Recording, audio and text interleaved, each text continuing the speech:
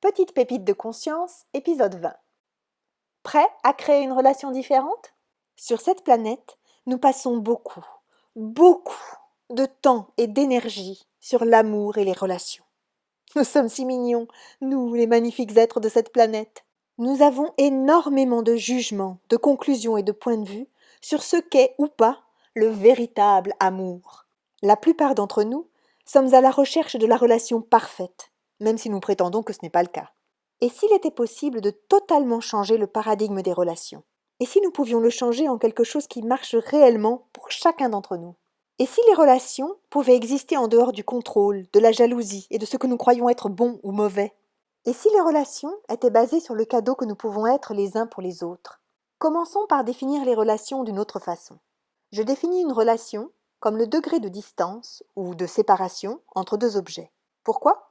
Parce que pour que deux objets entrent en relation, il faut qu'ils soient séparés. Autrement, ils seraient un et ne seraient plus en relation parce qu'ils ne seraient plus séparés. Vous comprenez ? Pour être en relation, nous devons être séparés et distincts. Pour créer quelque chose de séparé et distinct, ne devons-nous pas perpétuellement créer une séparation pour maintenir cette réalité en vie ? Voici une autre idée bizarre. Étant donné la façon dont les relations sont définies dans cette réalité, vous cherchez à être en relation avec une seule personne, ce qui vous exclut forcément. Il y a toujours deux personnes dans une relation. Vous n'excluez pas l'autre, sauf si vous en avez assez de donner et redonner sans succès. Vous allez vous exclure plus souvent que vous n'exclurez l'autre. Voici comment ça marche en général. Première phase. Vous voyez quelqu'un avec qui vous pensez pouvoir devenir un. Pendant 10 secondes, vous percevez la grandeur de ce qui est possible entre vous et en chacun de vous. Super! Deuxième phase. 10 secondes plus tard, vous êtes dans le jugement. Et vous essayez d'éliminer et de divorcer de chaque partie de vous qui ne correspond pas au jugement de l'autre, ou tout du moins de ce que vous croyez être ces jugements. Troisième phase, vous vous séparez de vous-même de plus en plus, encore et encore. Vous éliminez de plus en plus de parties de vous afin de vous accorder à ces jugements, tandis que l'autre, de son côté, fait de même et élimine de plus en plus de parties de lui-même pour essayer de correspondre à vos jugements.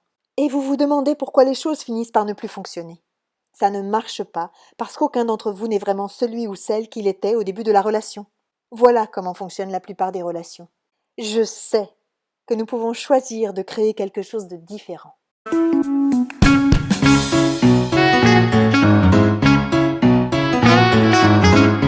Si vous avez apprécié cette petite pépite, merci de liker, commenter, partager et diffuser tout autour de vous. D'autres épisodes sont disponibles sur cette chaîne YouTube.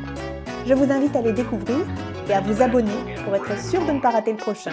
J'aurai également beaucoup de plaisir à vous retrouver sur mes pages Facebook, Anne César et l'audace d'être soi. À très bientôt!